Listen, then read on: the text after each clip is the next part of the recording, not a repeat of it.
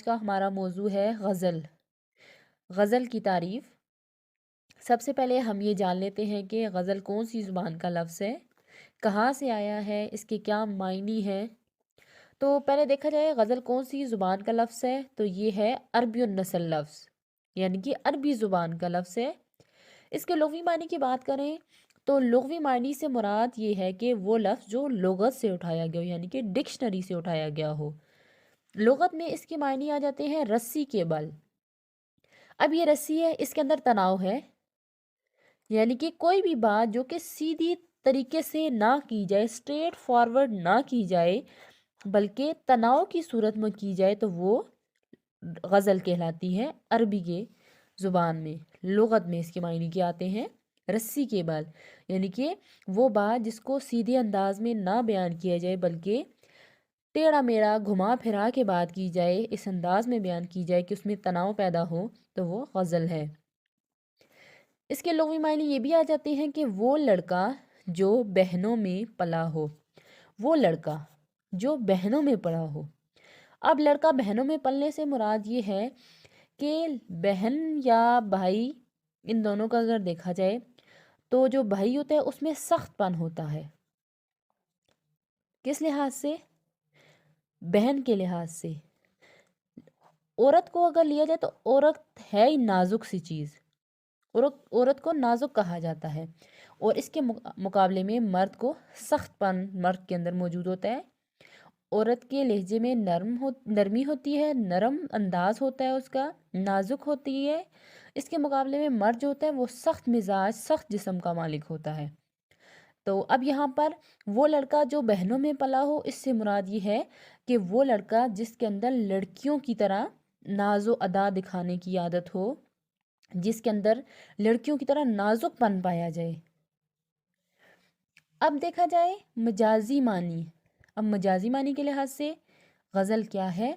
مجازی معنی میں غزل کو لیا جائے تو وہ ہے عورتوں سے باتیں کرنا۔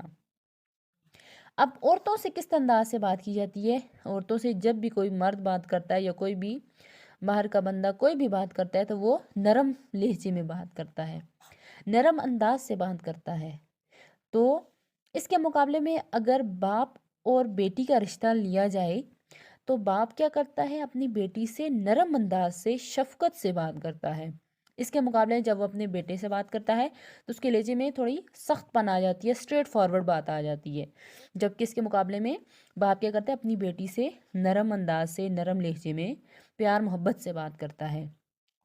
تو یہاں پر مجازی معنی میں عورتوں سے مراد یہ ہے کہ وہ بندہ، وہ شخص جو اپنی من پسند عورت سے خوبصورت یا عشق و عاشقی کی گفتگو کرے یا اچھی بات کرے، وہ آ جائے گی مجازی معنی اس کے۔ اب یہاں پر ایک کوٹیشن ہے، جب کوئی بوڑھیا چرخہ کاٹتی ہے تو اس کی رگڑ سے جو آواز نکلتی ہے اس کو غزل کہتے ہیں۔ جیسے کہ کوئی بھی بڑھیا ہے، وہ کیا کرتی ہے؟ کپڑا بناتی ہے یا اون بناتی ہے، تو وہ جس آلات سے یا جس آلے سے وہ کپڑا یا دھاگا بنا رہی ہوتی ہے، اون بنا رہی ہوتی ہے، تو اس سے جو رگڑ پیدا ہو رہی ہوتی ہے، وہ جس طرح کی اس کی آواز نکل رہی ہوتی ہے، اس کو غزل کہا گیا ہے۔ یہ ایک مثال کے طور پر یہ بات لی گئی ہے، یعنی کہ کوئی درد یا کرب بھری آواز غزل کہلاتی ہے۔ اب ایران کے نزدیک غزل کیا ہے؟ ایران والوں نے غزل کی کیا تعریف کی ہے؟ ایران والوں نے غزل کی معنی بتائے ہیں ہرن کی کربناک آواز۔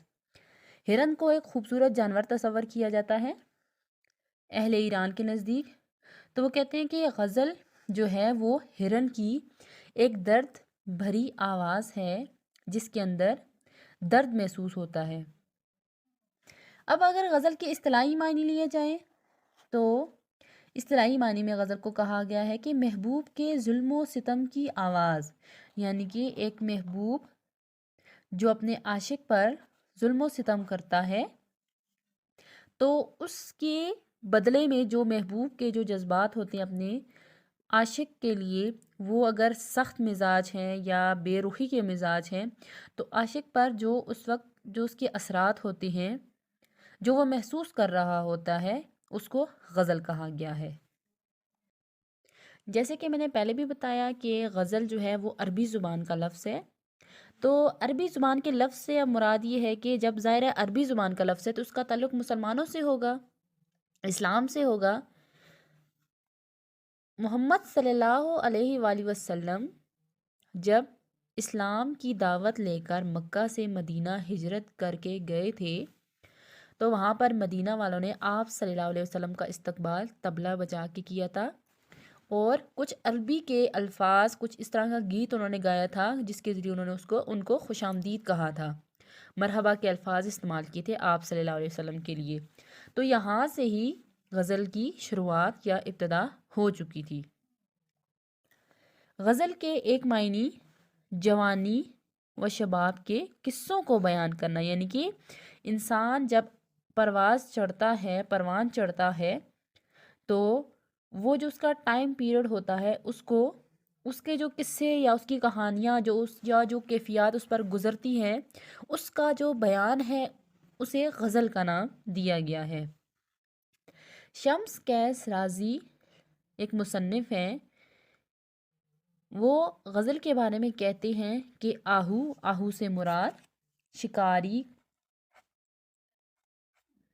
ہرن ہے جس کو شکار کیا جا رہا ہے۔ شکاری ہرن جب شکاری کتوں میں پھنس جاتی ہے تو اس کی زبان سے بے ساختہ یعنی کہ اچانک سے جو چیخ یا آواز نکلتی ہے اس میں اتنا درد ہوتا ہے کہ کتوں کے دل میں بھی ایسی رغبت پیدا ہو جاتی ہے کہ وہ اپنے آپ کو بھول جاتے ہیں۔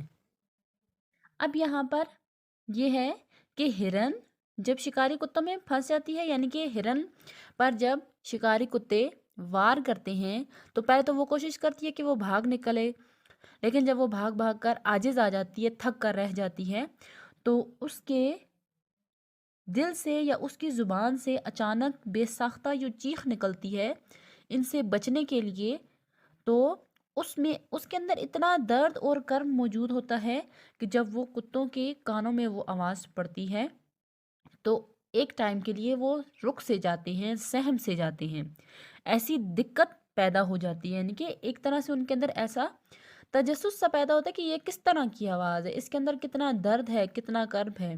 شمس قیس رازی نے یہ مثال کے طور پر ایک غزل کو ڈیفائن کرنے کے لیے ایک چیز لی ہے کہ جب ہرن کیا کرتی ہے، شکاری کتوں سے بھاگتی ہے اور وہ بھاگتے بھاگتے عاجز آ جاتی ہے، تھک کر رہ جاتی ہے، تو اس کی زبان سے جو بے ساختہ چیخ نکلتی ہے، جو آواز نکلتی ہے، اس میں اتنا درد ہے، اتنا کرب ہے کہ کتے کیا کرتے ہیں، اپنے آپ کو بھول جاتے ہیں، وہ اپنا آپ ہی بھول جاتے ہیں۔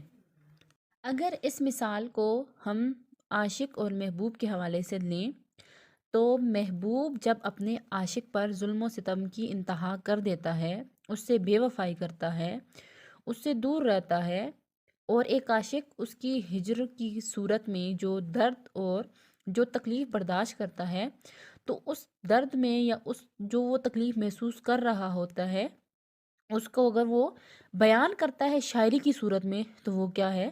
غزل ہے، اسے کیا کہتے ہیں؟ غزل۔